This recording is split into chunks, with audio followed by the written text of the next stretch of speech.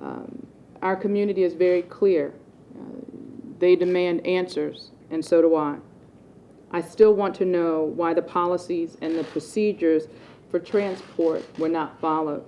I still want to know why none of the officers called for immediate medical assistance, despite Mr. Gray's apparent pleas.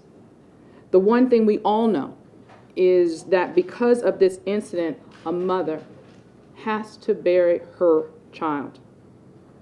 And she doesn't even know exactly how or why this tragedy occurs. Only that this occurred while her child was in our custody, in police custody. And this is unacceptable. As mayor, as a parent, as someone who's lost family members to violence, I know that this is absolutely unacceptable, and I want answers. Commissioner Batts has assured me that the Baltimore Police Department is moving as quickly as possible with a responsible investigation, and we will determine exactly how this death occurred. If necessary, we will hold the appropriate parties responsible. I recognize that there's frustration over this investigation, but I want to be clear. There is a process, and we have to respect that process in order to have justice and not just seek justice. The investigation has to follow procedures.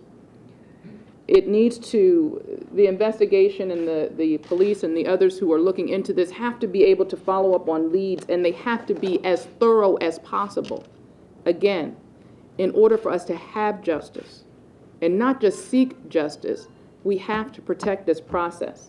Commissioner Batts has pledged to leave no stone unturned during this investigation, with the goal of turning over all of the information to our state's attorney a week from today. I appreciate the outside independent investigations and reviews that will be a part of this process, and we will cooperate with all of them. The outside review from the Department of Justice is welcome and should provide confidence to everyone that this investigation will be comprehensive, independent, thorough, and fair. Throughout this process, it's absolutely vital that we remain one community. Over the past week, I've met with community leaders and spoken with families to talk about exactly this.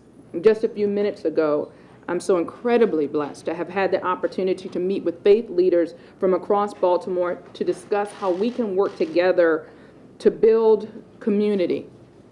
Thank you, Madam Mayor. We, the members of the Baltimore faith community, stand here today with our mayor and on behalf of our city. We come in the spirit of Amos, saying, "Let justice roll down as waters and righteousness as a mighty stream."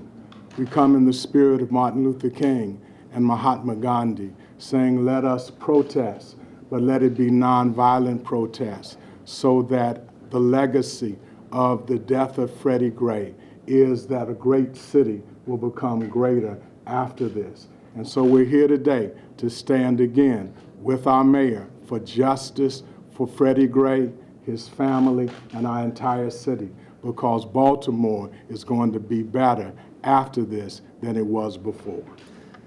This is our community.